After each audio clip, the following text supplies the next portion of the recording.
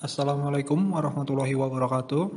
Alhamdulillah kita berjumpa kembali dalam mata kuliah Bahasa Indonesia, di mana kali ini kita sudah memasuki pertemuan yang ketiga, yang pada pertemuan sebelumnya kita sudah membahas, saya anggap sudah tuntas terkait dengan eh, apa itu proposal penelitian, apa itu proposal kegiatan, apa saja yang ada dalam proposal tersebut, apa saja yang ada atau konten apa saja yang ada di dalamnya, semua itu sudah saya sampaikan. Harapannya teman-teman mahasiswa semua sudah memahami apa yang telah saya sampaikan. Baik, pada pertemuan kali ini kita akan membahas, sebenarnya bukan membahas, tapi memberikan rambu-rambu untuk penugasan kalian, di mana pada kesempatan kali ini materi yang terkait adalah menerapkan teks proposal secara bersama maupun secara mandiri. Baik, materi yang akan kita kaji pada kesempatan kali ini yaitu membangun teks proposal secara bersama-sama dan juga membangun teks proposal secara mandiri. Jadi ada hal yang perlu diperhatikan antara kita membangun proposal secara bersama-sama dengan secara mandiri. Yang secara bersama-sama ini kita bisa ketahui bahwa memang proposal itu adalah sebuah rencana, baik rencana penelitian maupun kegiatan yang kita susun. Bisa jadi disusun secara mandiri maupun secara bersama-sama. Misalnya saja proposal kegiatan itu dapat dikatakan tidak mungkin kegiatan itu dilakukan sendiri, sehingga pasti proposal yang direncanakan itu dilakukan secara bersama-sama. Jadi banyak orang di situ. Bahkan ketika melakukan atau menyusun proposal penelitian pun bisa dilakukan secara bersama-sama, di mana memang penelitian itu tidak harus satu orang yang melakukan, tapi bisa lebih. Biasanya ketika ada sebuah hibah penelitian dan sebagainya itu ada ketua tim dan anggota. Anggotanya bisa 1, 2 maupun 3 seperti itu. Sehingga proposalnya pun disusun secara bersama-sama. Jadi ada ide yang didiskusikan, kemudian konten apa saja yang ada dalam proposal itu bersama-sama. Sedangkan untuk membangun teks proposal secara mandiri, ini memang ketika kalian menjadi seorang mahasiswa, di semester-semester akhir kalian akan dihadapkan oleh tugas akhir, di mana kalian dituntut untuk membuat sebuah karya ilmiah sesuai dengan bidang atau program studi masing-masing. Yang itu ketika kalian jenjang S1, kalian harus bisa menyelesaikan yang dinamakan skripsi. Skripsi itu jelas dimulai dari proposal atau proposal penelitian, skripsi tugas akhir seperti itu. Yang mana itu sifatnya adalah mandiri atau individu seperti itu. Jadi saya belum pernah menemukan skripsi itu di proposalnya tercantum banyak nama. Walaupun dalam prakteknya mungkin seringkali mahasiswa itu mengerjakan secara bersama-sama. Bahkan tidak menutup kemungkinan mahasiswa yang mengajukan proposal itu bukan sebuah karyanya, atau dalam tanda kutip dia itu hanya sebatas membeli sebuah penelitian atau membeli sebuah skripsi. Itu tidak menutup kata ada nyatanya seperti itu. Namun harapannya saya berharap untuk mahasiswa Fakultas Ilmu Sosial Universitas Harapan Bangsa dari Prodi Manajemen, Akuntansi, Hukum maupun PBI, maksimalkan apa yang ada di otak kalian untuk bisa menjadi karya yang indah dan bisa dikenang di kemudian hari dalam bentuk tugas akhir yang kalian susun sendiri seperti itu. Baik, lanjut. Dalam membangun teks proposal secara bersama-sama ada dua hal penting yang harus kalian perhatikan. Yang pertama itu merekonstruksi teks proposal. Yang kedua yaitu menyusun teks proposal yang baru. Jadi merekonstruksi teks proposal di sini ialah kegiatan ini. Jadi Anda lakukan berdasarkan teks proposal yang sudah ada. Jadi baik proposal penelitian maupun proposal kegiatan. Jadi proposal itu memang merupakan karya kalian sendiri, tapi tidak menutup kemungkinan kalian bisa mencontoh proposal-proposal yang sudah ada, modelnya seperti apa, kalian contoh, kemudian disesuaikan atau direkonstruksi. Contoh yang kalian dapat itu disesuaikan dengan tema kalian, misalnya penelitian ya disesuaikan dengan tema dan topik penelitian kalian. Apabila itu proposal kegiatan ya disesuaikan dengan kegiatan kalian. Jadi tidak serta-merta copy dan paste seperti itu. Karena dalam dunia akademik itu masih dimungkinkan untuk kita itu melihat karya orang lain itu masih dimungkinkan, sangat dimungkinkan. Tetapi yang jelas yang harus selalu diperhatikan adalah bahwa kita harus menghargai sebuah karya orang lain dengan mencantumkan sumber referensi yang ada seperti itu. Jadi pada dasarnya mengkonstruksi teks proposal adalah menyusun ulang teks tersebut dengan cara yang berbeda. Dalam mengungkapkan hasil rekonstruksi, Anda boleh menggunakan bahasa Anda sendiri, tetapi Anda harus tetap mempertahankan struktur teks. Mempertahankan struktur teks. Strukturnya harus jelas, isi, genre makro, genre mikro, semua itu harus diolah secara baik, seperti itu. Itu mengenai merekonstruksi. Untuk merekonstruksi teks proposal itu ada beberapa cara yang harus kalian perhatikan. Cara yang ditempuh adalah tentukan teks proposal yang akan Anda rekonstruksi. Jadi kalian menentukan teksnya, naskahnya itu mau seperti apa. Bacalah teks proposal itu dengan teliti dan pahamilah struktur teks beserta isinya. Ringkaslah tahapan demi tahapan pada struktur teks itu dengan kalimat-kalimat Anda sendiri, tetapi tidak mengubah isinya dengan genre mikro yang ada. Rangkaikanlah ringkasan dari setiap tahapan itu menjadi satu kesatuan.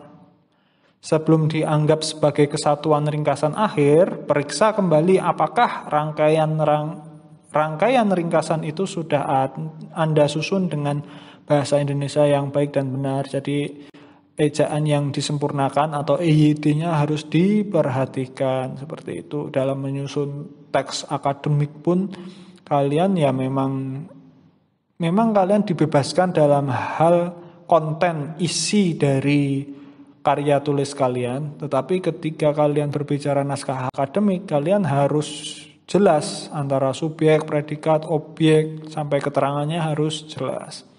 Kemudian kesatuan ringkasan akhir yang telah diperiksa ulang itu adalah rekonstruksi yang Anda hasilkan. Jadi merekonstruksi, memahami isi proposal seperti itu. Itu mengenai merekonstruksi teks proposal. Kemudian kita masuk ke menyusun teks proposal baru. Jadi setelah kita merekonstruksi sebuah ringkasan proposal yang pernah kita lihat, kita rekonstruksi, kita bahasakan sendiri, kita sudah memahaminya, kemudian kita mencoba untuk menyusun teks proposal baru secara bersama-sama. Jadi teks proposal merupakan sebuah tulisan diri sendiri, sehingga bahasa yang digunakan menyesuaikan dengan gaya bahasa sendiri, namun tetap memperhatikan tata bahasa Indonesia yang baik dan benar. Nah, itu kunci utamanya dalam kenapa ada mata kuliah bahasa Indonesia. Memang kalian dituntut untuk bisa menggunakan bahasa Indonesia yang baik dan benar. Bukan hanya sebatas kalian menulis apa yang ada di otak kalian terus kalian tuangkan, tapi antara kalimat, unsur-unsur atau frasa-frasa yang ada di kalimat itu harus sesuai. Kemudian dalam menyusun kalimat pun antara kalimat 1, 2 sampai menyusun satu paragraf itu harus nyambung. Seperti itu. Begitu juga paragraf 1 dan paragraf berikutnya itu harus sesuai. Jangan ketika di paragraf 1 ngomong A, di paragraf 2 langsung ngomong Z katakan. Harus ada penyambungnya dulu beberapa kalimat seperti itu. Itu mengenai teks proposal merupakan sebuah tulisan diri sendiri. Dimungkinkan dalam menyusun proposal mencari bantuan dari siapapun atau dari sumber-sumber pustaka apapun, namun yang harus diperhatikan ialah gaya bahasa harus disesuaikan dengan gaya bahasa sendiri dan tema yang diambil.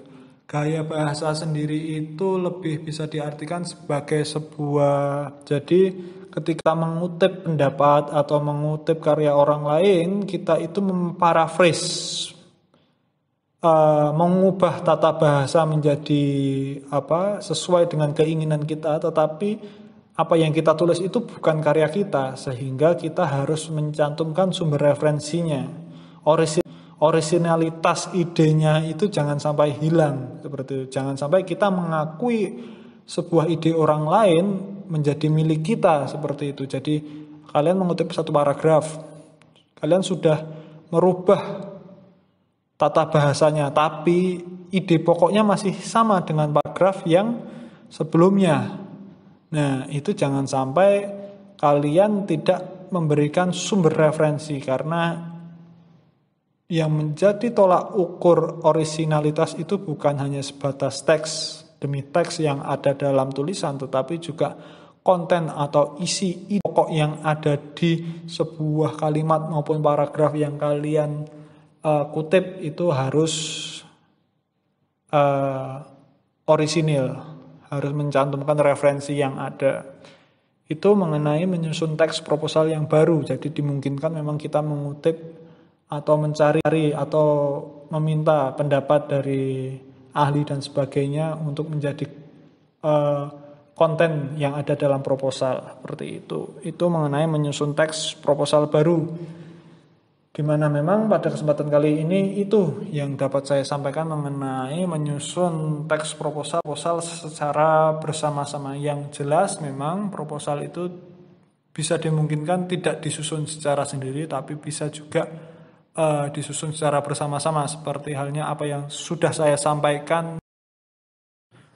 Baik, sekarang materi yang kedua, membangun teks proposal secara mandiri. Jadi sebenarnya ini bukan sebuah materi, tapi ini merupakan sebuah penugasan untuk kalian. Ada 2 penugasan yang harus kalian kerjakan. Yang pertama membuat rangkuman, dan yang terakhir adalah membuat tugas dan proyek teks proposal, yang itu merupakan tujuan akhir dari, bukan perkuliahan ini, tapi tujuan akhir dari materi yang saya sampaikan dari minggu ke-10 sampai minggu ke-15. Jadi kalian harapannya luaran dari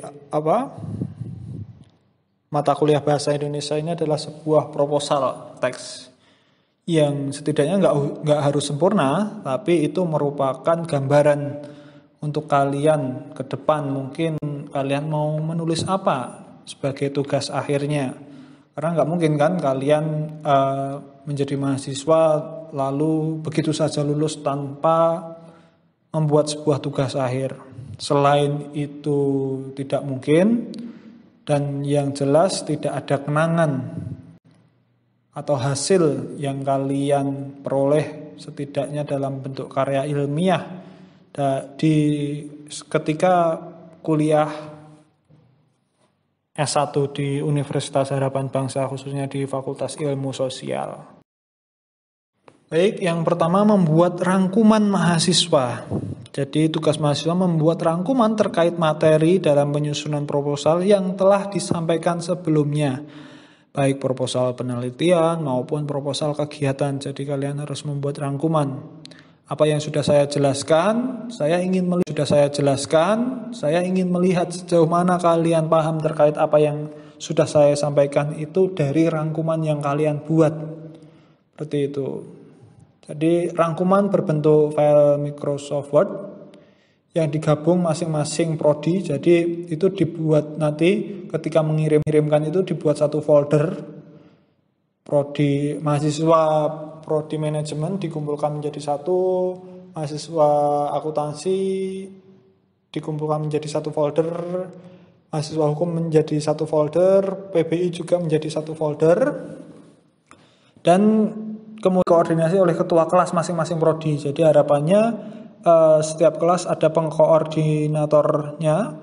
Jadi saya tidak perlu menunjuk, saya anggap kalian sudah dewasa, sudah paham masalah organisasi dan sebagainya. Harapannya ada inisiatif, atau kalau tidak itu disesuaikan dengan ketua kelas di semester yang kemarin, seperti itu. Jadi masing-masing koordinator itu melakukan pengumpulan file MS Word yang isinya adalah rangkuman materi yang telah saya sampaikan. Kemudian setelah jadi satu folder di setiap masing-masing prodi, disatukan menjadi file WinRAR yang kemudian dapat dikirim melalui email. Seperti itu. Penugasan dikirimkan ke email dosen pengampu. Dosen pengampunya adalah saya. Selambat-lambatnya 17 Juni 2020 pukul 13.00 waktu Indonesia Barat. Jadi kalian harus memperhatikan ketentuan yang ada.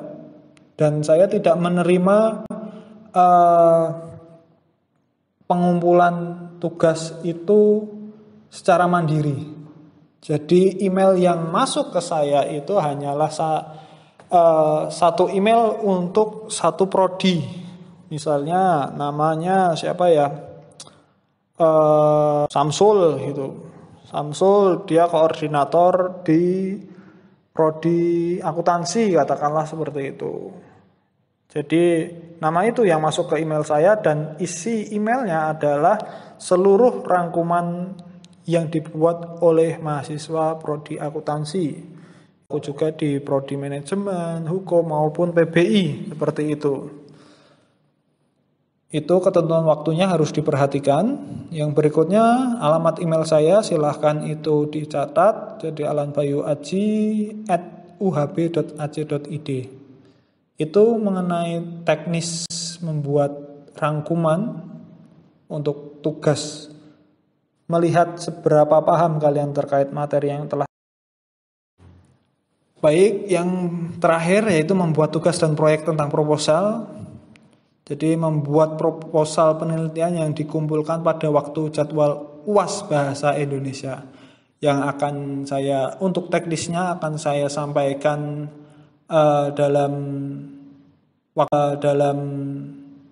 waktu menjelang UTS.